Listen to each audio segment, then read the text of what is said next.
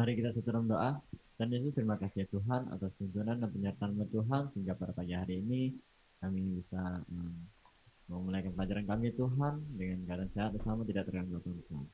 Ini Tuhan, kami akan memulai pelajaran kami, berengkau sertai kami Tuhan, dan juga berkati Pak Roni yang akan mengajari kami Tuhan, biarlah Engkau yang memberi hikmat dan pengetahuan kepada beliau Tuhan, dan juga bukakan hati dan pikiran kami yang mendengar Tuhan, supaya apa yang disampaikan beliau bisa kami serapkan di setiap pelayanan kami Tuhan. Doa ini kami serahkan ke dalam tangan-Mu, hanya di dalam nama Tuhan Yesus kami mengucap syukur. Haleluya, amin. Amin. Jadi saya mau mengucapkan selamat datang untuk Pak Roni Worang, Dr. Roni Worang dari Manado atau dari Tomohon ini? Dari Manado ya? Dari Manado. Dari Manado. Akan mengajari kita kali ini untuk leadership. Jadi kita akan belajar setelah ya Dr. Rebecca tadi ya.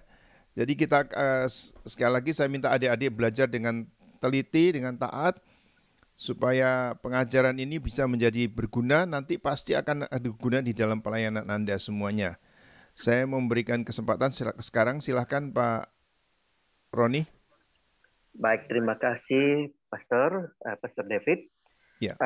Di pagi hari ini kita akan sama-sama dibekali dengan satu pelajaran oleh karena saya dimintakan untuk membawakan materi leadership, maka saya mempersiapkan satu materi yang saya beri judul Leadership and Ministry yang wow.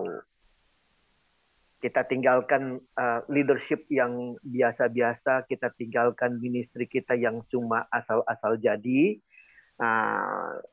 Di dalam kepemimpinan Kristen, kualitas kepemimpinan Kristen akan terlihat di dalam pelayanan gereja tersebut. Sebaik-baiknya leadership, tetapi kalau dia menghambat yang namanya pelayanan, yang namanya penginjilan di gereja, maka pasti dapat dikatakan leadership-nya kurang bagus. Oleh karena setiap praktek, setiap yang namanya hasil daripada leadership itu muaranya pasti ada di dalam ministry, ada dalam kegiatan-kegiatan misi dan evangelism dari gereja yang bersangkutan. Nah, karena itu peningkatan kualitas kepemimpinan Kristen pasti akan meningkatkan pelayanan pemimpin Kristen tersebut. Ini saya rasa sebuah hal yang pasti. Sebuah hal yang pasti tentunya. Nah, untuk itu mari kita sama-sama akan melihat hal ini. Kita boleh lihat bahwa kualitas kepemimpinan Kristen yang tidak menghasilkan perubahan kualitas pelayanan hanya akan menghasilkan peningkatan kualitas manajerial, dan pada akhirnya ujung-ujungnya tidak akan menampakkan buah di dalam pelayanan gereja. Nah, mari buka bersama-sama Injil Matius pasal yang ke-20 ayat yang ke-20 sampai 28. Kalau adik-adik yang ada di tempat belajar ingin membuka Alkitab secara langsung baik buku maupun elektronik dipersilakan, tapi saya juga sudah siapkan di screen. Matius 20 ayat 20 sampai dengan ayat yang ke-28 sebenarnya pembacaan kita, tetapi kita hanya akan baca ayat yang ke-25, 26 dan yang ke-27. Ayat yang ke-25 mulai, tetapi Yesus memanggil mereka lalu berkata, "Kamu tahu bahwa pemerintah-pemerintah bangsa-bangsa memerintah rakyatnya dengan tangan besi, dan pembesar-pembesar menjalankan kuasanya dengan keras atas mereka. Tidaklah demikian di antara kamu. Barang siapa ingin menjadi besar di antara kamu, hendaklah ia menjadi pelayanmu. Dan barang siapa ingin menjadi terkemuka di antara kamu, hendaklah ia menjadi hambamu."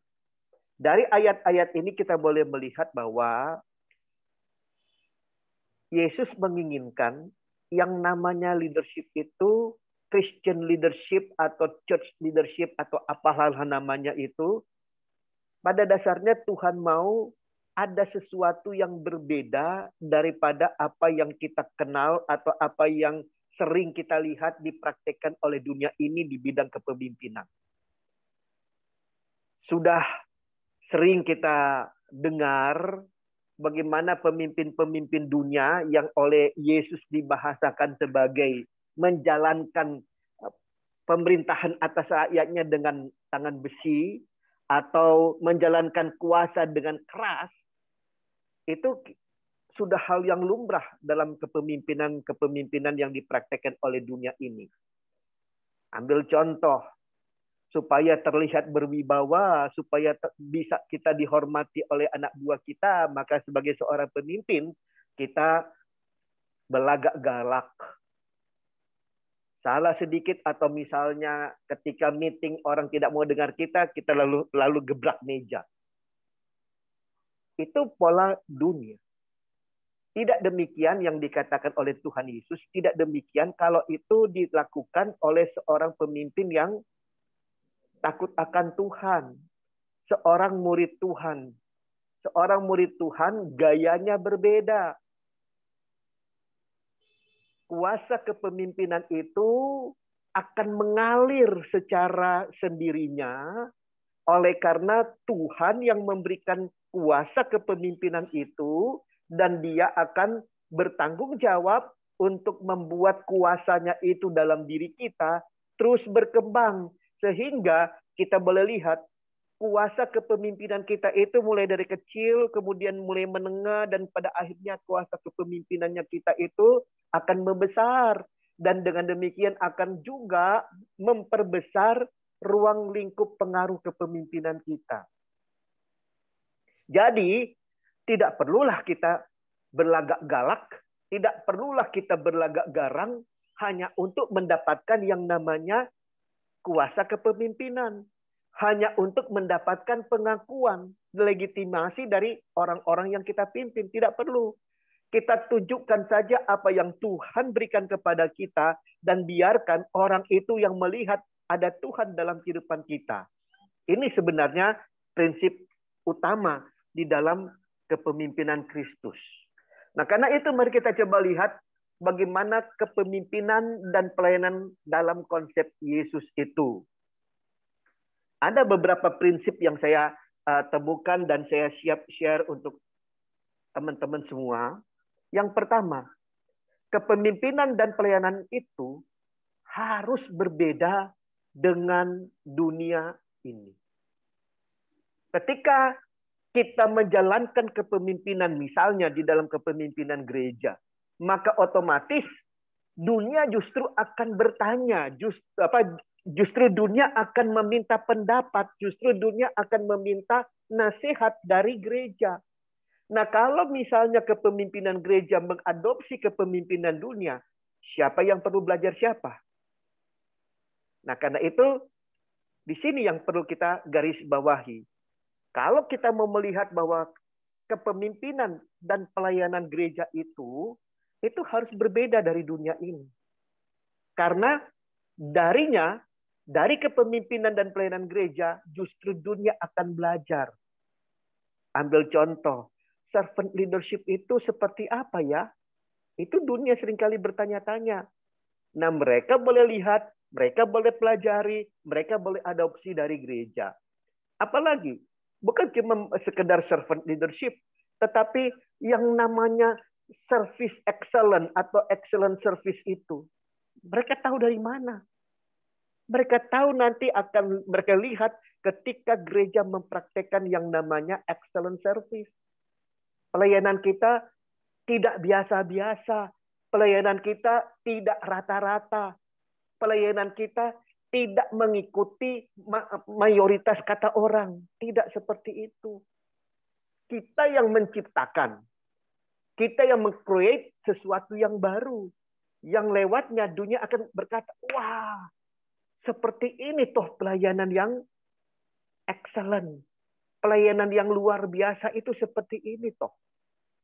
Sehingga dunia ketika melihat pelayanan gereja, mereka akan bilang, wow, ini jarang-jarang terlihat loh. Itu, ya. Seperti itu. Yang pertama, kepemimpinan dan pelayanan konsep Yesus harus berbeda dengan dunia ini. Nah, apalagi kalau misalnya teman-teman akan membawa prinsip ini ke marketplace. Jadi bukan lagi ke ranah gereja. Ketika Anda ada di marketplace, Anda akan melihat Anda harus bisa berbeda dari dunia ini. Atas pertolongan Tuhan, atas tuntunan Tuhan, saya juga berada di bidang marketplace.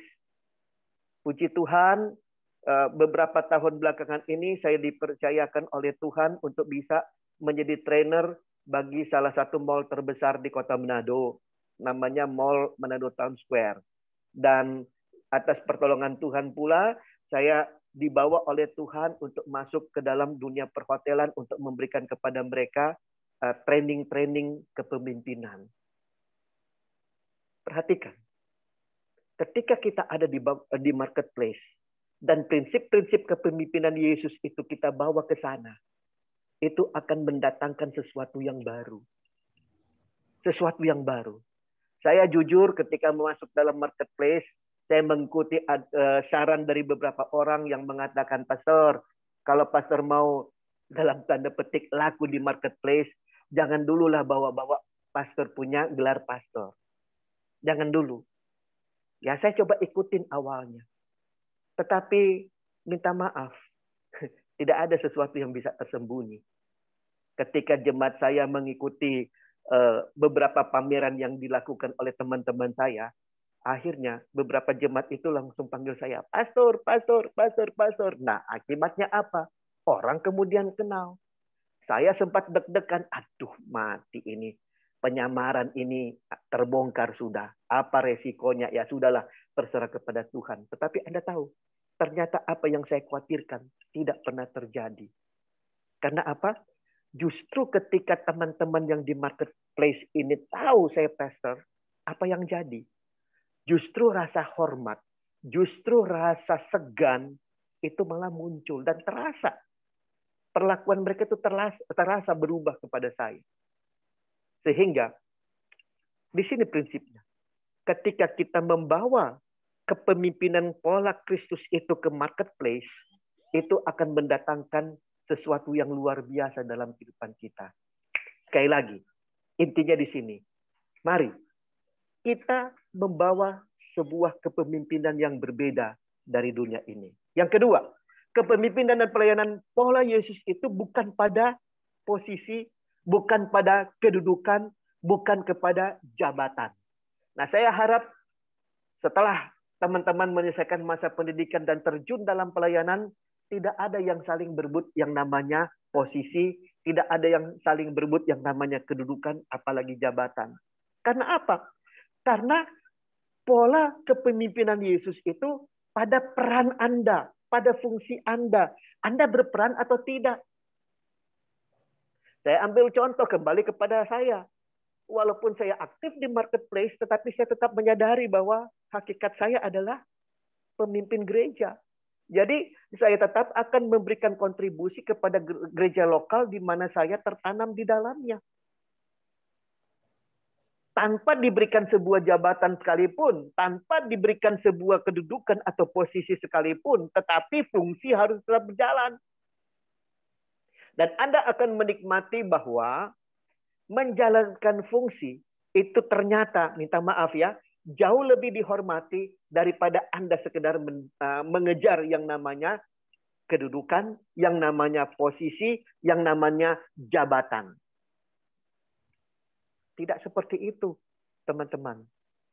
Ketika Anda melakukan fungsinya, fungsi Anda berlaku di dalam gereja, di dalam masyarakat, Anda akan perhatikan pengakuan itu akan diberikan oleh orang kepada kita. Nah, karena itu teman-teman sekali lagi, jangan kejar posisi, jangan kejar kedudukan atau jabatan. Tetapi tunjukkanlah bahwa Anda itu berfungsi. Baik dalam komunitas Anda, dalam gereja Anda, dalam masyarakat Anda, dan dalam marketplace misalnya, Anda akan temukan bahwa Anda itu akan mendapatkan sesuatu yang lain, yang berbeda dibandingkan Anda mengejar yang namanya jabatan. Yang ketiga, kepemimpinan dan pelayanan dalam konsep Yesus itu bukan pada tataran teori atau filosofi saja. tapi pada karya nyata yang dapat langsung dinikmati oleh orang banyak. Minta maaf, ada tren masa kini di mana orang-orang seakan-akan sangat bijak, seakan-akan sangat rohani, tetapi minta maaf hanya pada media sosialnya, hanya pada medsosnya. Tetapi perilakunya tidak menggambarkan, tidak mencerminkan sebagai anak Tuhan. Ini dia. Bahkan ada beberapa teman-teman pengurus mungkin atau majelis gereja di gereja yang lain, kita perhatikan orang itu memang dikenal sebagai pemimpin gereja di gerejanya. Tetapi ketika dia ada di marketplace, minta maaf, dia sama dengan dunia ini. Dunia bikin korupsi, dia nggak mau kalah. Dunia melakukan kejahatan, dia juga tidak mau kalah. Ini berbeda. Harus berbeda. Dunia mempraktekkan jam masuk jam 10, dia masuk jam 9:59. Lalu Anda yang mempraktekkan itu akan mengatakan, puji Tuhan, memang Tuhan atur indah pada waktunya. Siapa bilang?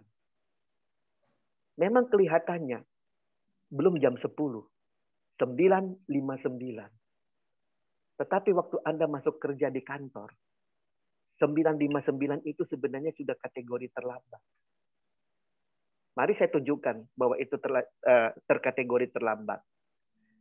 Ketika Anda masuk kerja, Anda absen, ceklock atau mungkin finger atau face atau apalah namanya, Anda absen dengan sistem itu, 09:59. Padahal jamnya adalah 10:00. Nah, pasti di antara Anda tidak langsung duduk di tempat kerja dan buka dan siap bekerja. Ada di antara Anda yang masih ke toilet, lihat cermin, mulai main sisir-sisir, rapikan rambut, baru kemudian duduk di tempat kerja, baru on komputer. Dapatkah Anda menyebut saya bahwa ada komputer yang begitu on langsung bisa pakai?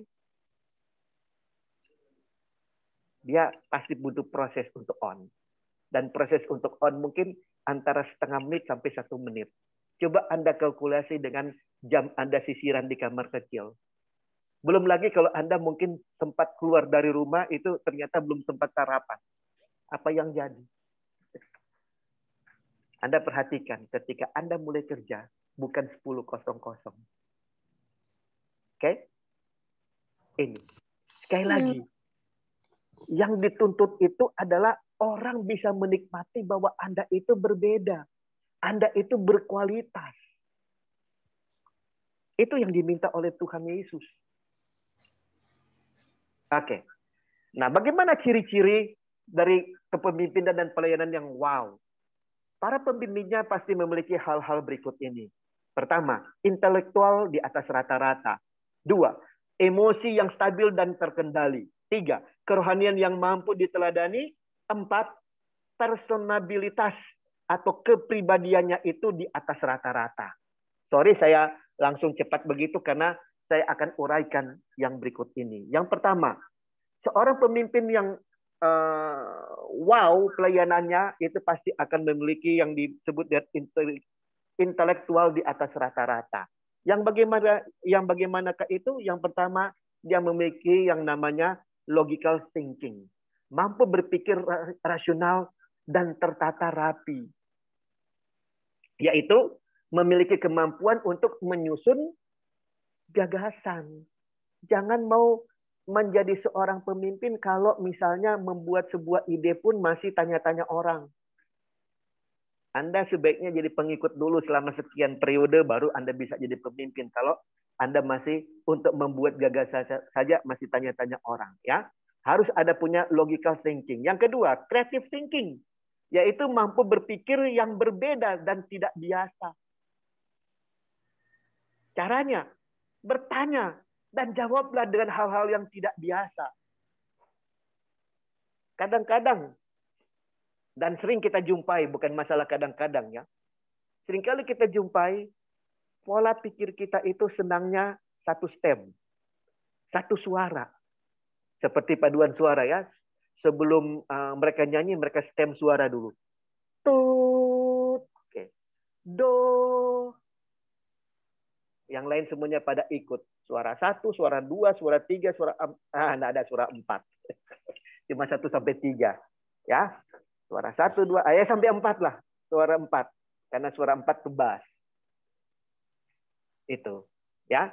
Kita di dalam hal berpikir seringkali juga seperti itu. Kita mau sama dengan orang lain. Nah, kapan Anda jadi pemimpin kalau Anda cara berpikir Anda sama dengan orang lain? Anda harus berbeda dengan orang lain. Seperti kelas kita pada saat ini, menurut saya, ini juga kelas yang dalam tanda petik tidak biasa. Tetapi saya berani jamin hasilnya akan luar biasa. Amin. Amin. Amin. Nah, karena itu mari kita manfaatkan ini. Dan malah kita akan menjadikan cara berpikir kreatif ini sebagai sesuatu yang menjadi kemudian kebiasaan dalam kehidupan kita.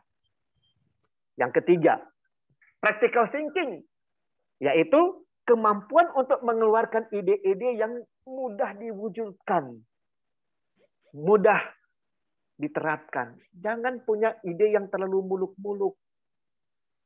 Sehingga akhirnya Anda pengen ke bulan. Tetapi sampai detik ini, bulan masih ada di sana, Anda tidak ada di sana. Ini yang pertama. Seorang pemimpin yang wow, seorang pemimpin dengan pelayanan yang wow, itu pasti memiliki intelektual di atas rata-rata dengan 3 tipe tadi. Yang kedua, emosi yang stabil dan terkontrol. Ini untuk membedakan kepemimpinan dunia yang dikatakan oleh Tuhan Yesus. Untuk apa Anda membentak-bentak orang dalam hal memimpin kalau memang tidak perlu dibentak? Nah, karena itu emosi Anda perlu stabil dan tetap terkontrol. Nah, bagaimana caranya untuk bisa mengontrol emosi dan membuat emosi itu stabil? Yang pertama, recognition of emotion. Kenali dan kembangkan emosi Anda.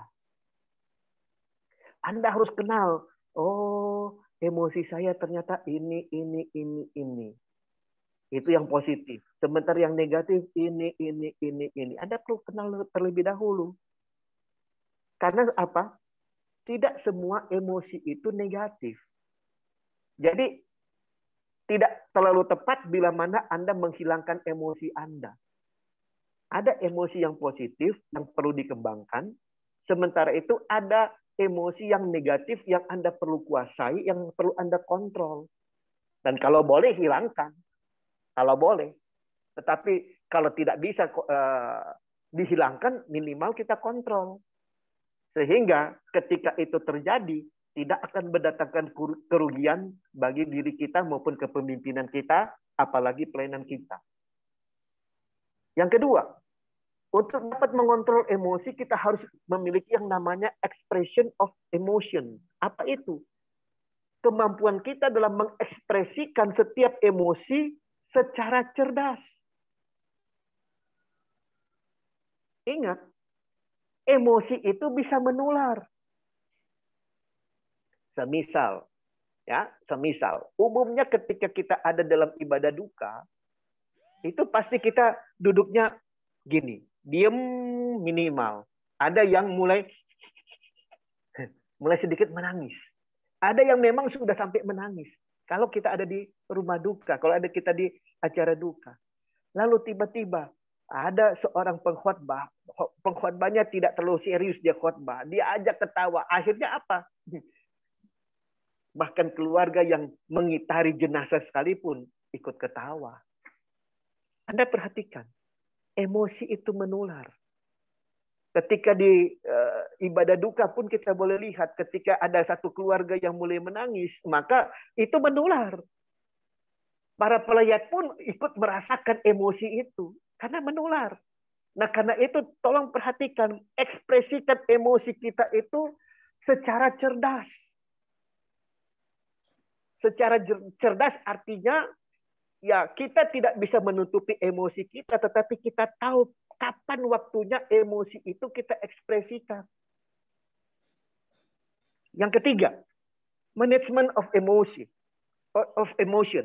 Itu kita bisa mengatur emosi kita sehingga emosi kita itu diekspresikan yang dapat menggerakkan hati orang lain, khususnya orang yang kita pimpin. Ya, saya ulang, management of emotion itu adalah kita mengatur emosi sehingga emosi Anda yang diekspresikan tersebut yang di nomor 2 tadi itu, ya, itu dapat menggerakkan hati orang lain, khususnya orang yang Anda pimpin. Ini kalau kita dengar beberapa pengkhotbah itu ada yang pintar sekali memanajemeni emosi. Sehingga dia bisa membuat orang tertawa terbahak-bahak ketika khotbah. Tetapi ketika dia altar call, orang yang sama yang ketawa-ketawa tadi, cekikikan yang sakit perut ketawa, tiba-tiba bukan lagi ketawa. Begitu altar call, air mata berlinang-linang. Nah, ini salah satu tanda pengkhotbah itu mampu memanajemeni emosi. Bukan cuma emosi dirinya, tetapi dia bisa memanajemeni emosi orang yang mendengarkan khotbahnya. Oke, itu hal yang kedua yang harus dimiliki oleh seorang pemimpin yang kepemimpinannya dan pelayanannya wow, yaitu yang pertama tadi adalah intelektualnya di atas rata-rata. Yang kedua, emosi yang stabil dan terkontrol. Yang ketiga, kerohanian yang mampu diteladani. Bagaimana kehidupan rohani Anda?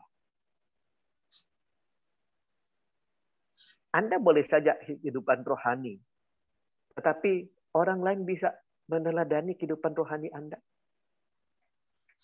Nah, untuk itu saya ada 4 poin sebagai urayanya. Yang pertama, memiliki kedisiplinan hidup rohani. Bagaimana dengan jadwal doa dan baca Alkitab Anda? Tapi bukan cuma itu. Anda mampu menghindari godaan dosa. Di dalam pelayanan gereja sekalipun, saudara, godaan itu banyak. Godaan itu banyak. Nah, karena itu kita mampu untuk dapat menghindari godaan-godaan tersebut. Lalu juga tolong perhatikan hidup dalam kekudusan. Mampu tidak Anda dikenal orang itu dengan hidup Anda kudus? Oke. Yang kedua, kerohanian yang mampu diteladani itu adalah seorang yang mampu menerapkan setiap kebenaran firman ke dalam tingkah laku, tutur kata, bahkan pola pikir yang kemudian Anda akan mampu untuk dapat menerapkan setiap kebenaran firman menjadi sebuah gaya hidup Anda. Yang ketiga, suka akan hal-hal rohani. Dan yang keempat, keterlibatan aktif dalam persekutuan dan pelayanan tubuh Kristus. Ini yang akan mencerminkan Anda punya kerohanian yang mampu diteladani. Bagaimana ketika Anda dalam pelayanan? Lalu kemudian Anda melihat bahwa ada jemaat yang tidak suka dengan Anda. Membalas? Apalagi kalau dia mulai melakukan tindakan-tindakan yang menunjukkan kelemahan Anda kepada jemaat yang lain. Atau orang itu kemudian mulai coba-coba untuk mempermalukan Anda di depan jemaat. Apa yang Anda lakukan? Balas? Mari renungkan akan hal itu. Oke? Dan yang terakhir, personabilitas di atas rata-rata. Jadi selain yang namanya, coba saya ulangi dari pertama supaya Anda bisa bukan hanya sekedar memahami tetapi bisa menghafal. Yang pertama, intelektual itu harus di atas rata-rata. Yang kedua, emosi Anda stabil dan terkontrol. Yang ketiga, kerohanian Anda dapat diteladani orang lain. Dan yang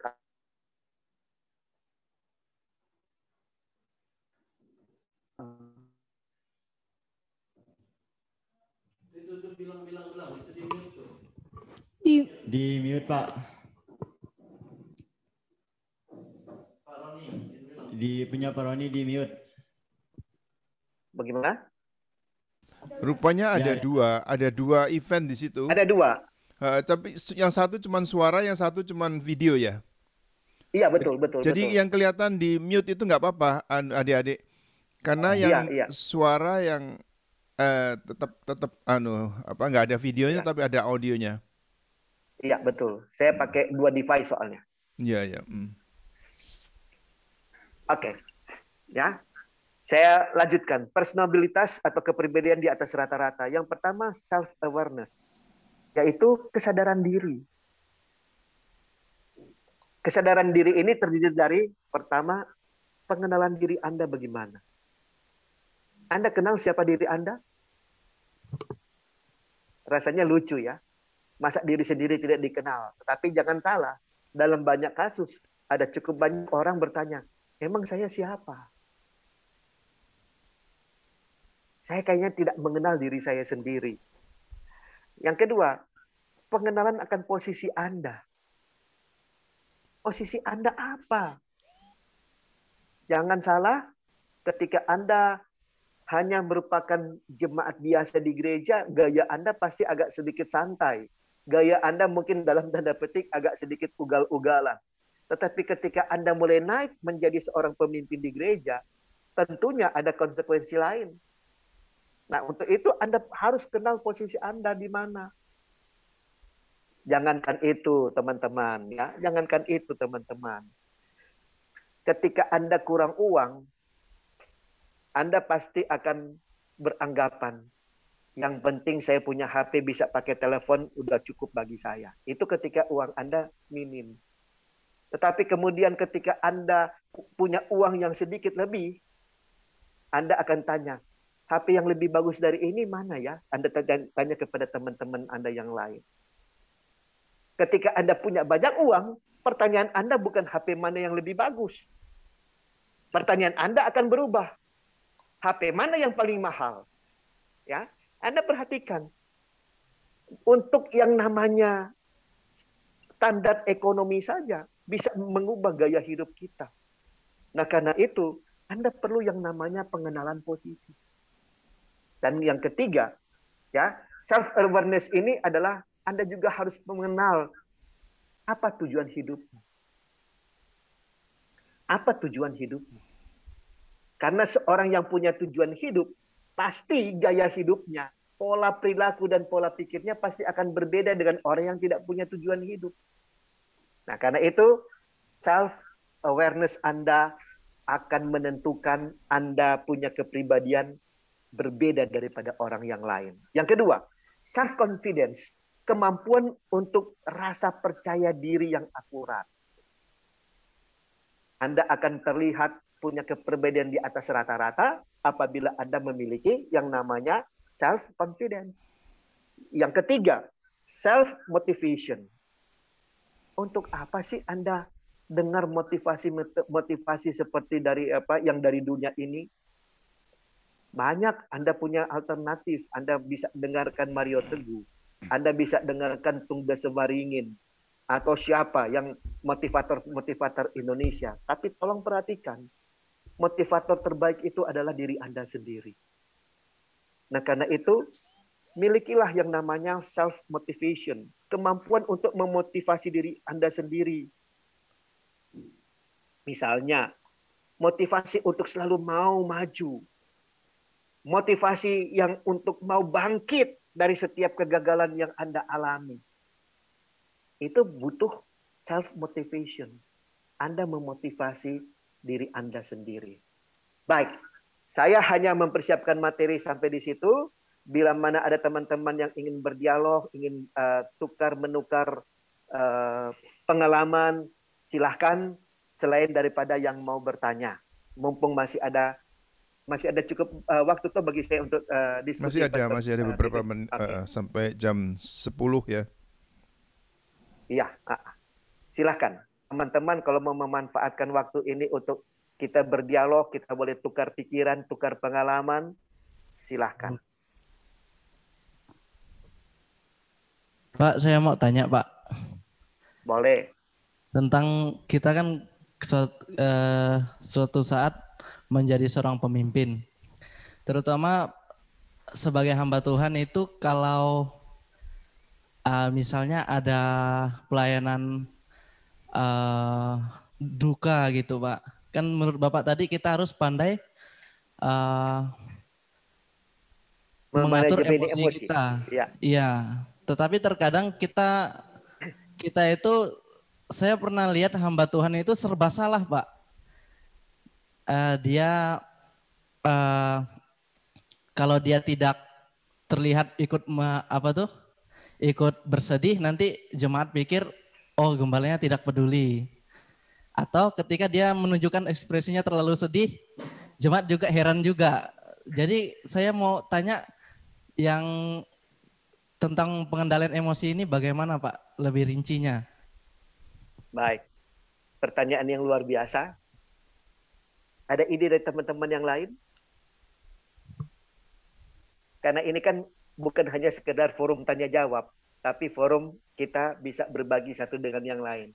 Jangan segala sesuatu bermuara kepada saya sebagai narasumber. Silakan kalau ada teman-teman lain yang bisa membantu teman Anda untuk memberikan jawaban, silakan.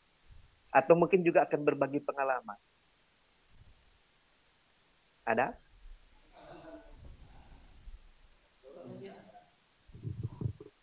Kalau di PESOM sekolah kami ini memberi pengetahuan relatif lebih gampang, Pak. Lebih sulit mengontrol emosi, meningkatkan kedewasaan, menjadikan mereka itu Christ-like, itu jauh lebih sulit. Suka mereka itu, bagaimana mereka jadi suka berdoa, suka praise and worship, mempunyai hubungan yang intim dengan Tuhan sendiri, itu jauh lebih sulit mengadakannya daripada hanya duduk diam, tenang di kelas seperti ini mendengarkan ceramah-ceramah. Walaupun mereka mungkin harus mencatat dan membuat ringkasannya. Jadi memang pendidikan emosi, karakter, kemampuan pengenalan diri dan sebagainya jauh lebih sulit daripada hanya pengetahuan teologis. Betul, betul, setuju. Nah untuk itu sebenarnya yang namanya emotional education atau emotional learning, emotional education mungkin bisa melalui kelas-kelas pembinaan diri atau pengembangan diri. Tetapi yang namanya emotional learning itu adalah pelajaran seumur hidup, Pak. Dan otomatis dari hari ke hari kita akan terus belajar bagaimana kita yang namanya memanajemeni emosi kita, bukan hanya sekedar mengatur emosi, tapi memanajemeni yang paling tepat. Oleh karena kita harus mengatur sumber daya emosi dalam kehidupan kita, mana yang perlu ditambah, yang mana perlu dikurangi. Nah, itu perlu kita lakukan setiap saat. Gitu, sehingga kita boleh menemukan ada perkembangan dari hari lepas hari. Nah, untuk yang tadi pertanyaan pertama, saya bisa memberikan sebuah tuntunan bahwa itu disesuaikan dengan konteks budaya masing-masing. Saya teringat dalam budaya kami, khususnya orang-orang Minahasa, sebenarnya terlarang loh ketika kita ada di ibadah duka, kita ketawa ketiwi. Terlarang, itu haram hukumnya. Tetapi ya seiring dengan berkembangnya waktu, terutama adanya beberapa hamba-hamba Tuhan yang khotbahnya memberikan ilustrasi-ilustrasi segar, maka budaya seperti itu mulai terkikis. Di Minahasa lebih khusus di Manado pada umumnya itu seperti itu. Jadi kalau menurut saya jawabannya adalah disesuaikan dengan konteks budaya setempat saja. Oke? Baik. Mungkin masih ada waktu lagi untuk ada 1 atau 2 pertanyaan, atau ada yang memberikan pengalaman-pengalaman dalam pelayanan. Silahkan.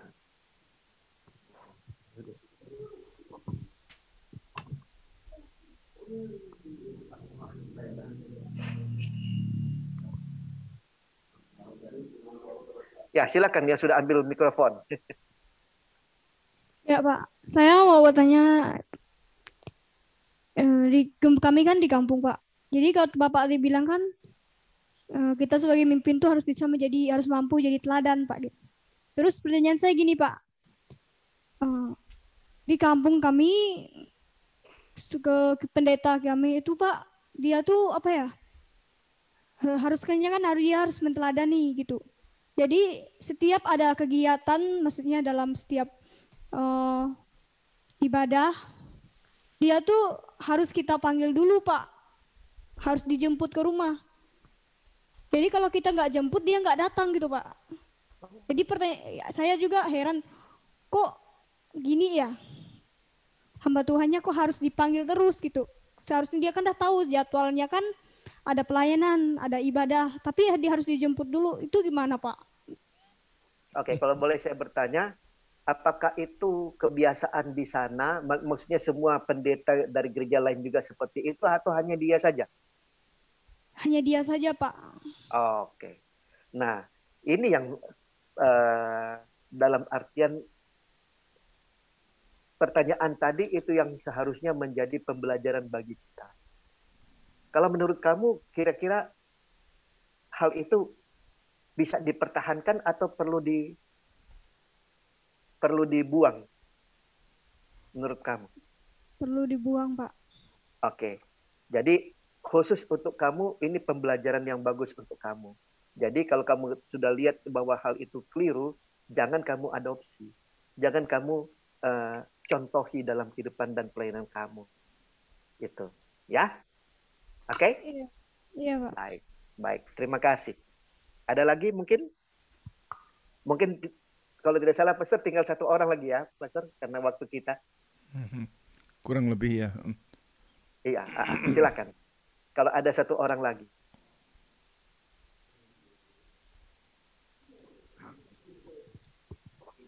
Nah, saya juga mau bertanya, Pak. Silakan. Nah, jadi gini, Pak. Gimana caranya kita menyikapi seorang gembala ya? Jadi kan gini, dia ini seorang gembala. Jadi ini sebuah karakter juga ya, karakter gembalanya yang tidak mencerminkan bagi jemaatnya gitu ya. Bahkan dia juga pernah gitu ribut dengan jemaat gitu. Tetapi gembala-gembala yang lain itu membiarkan dia tetap melayani gitu, Pak. Gimana kita menyikapi gembala yang seperti itu, Pak? Oke, baik. Terima kasih. Saya rasa pertanyaan itu bisa dijawab sesuai dengan tradisi gereja, budaya gereja yang bersangkutan atau aturan-aturan dalam gereja yang bersangkutan. Itu karena setiap gereja itu punya yang namanya anggaran dasar, anggaran rumah tangga. Itu. Nah, bila mana itu tetap diizinkan dalam pelayanan dan itu sesuai dengan ADART, ya menurut hemat saya berarti tidak merupakan masalah bagi gereja yang bersangkutan. Walaupun secara umum hal itu tidak terlalu tepat. Itu. Tapi kalau memang itu sesuai dengan ADART, itu kita hanya bisa berdiam diri. Gitu. Tapi pembelajaran untuk kamu, jangan kamu terapkan di dalam pelayanan kamu selanjutnya. Karena itu menurut kamu bagaimana? Itu bisa dicontohi, bisa diikuti atau tidak menurut kamu? Tidak. Oke, kalau begitu jangan dituruti, jangan diteladani. Ya? Ya, Pak. Oke, Pastor kayaknya sudah cukup ya. Oke. Jadi kita akhiri pertemuan kita pada hari ini dengan Pak Roni Worang, dan mari kita salah satu kita berdoa. Oke, mari kita bersatu dalam doa. Terima kasih ya Tuhan untuk penyertaan-Mu sepanjang pelajaran ini ya Tuhan.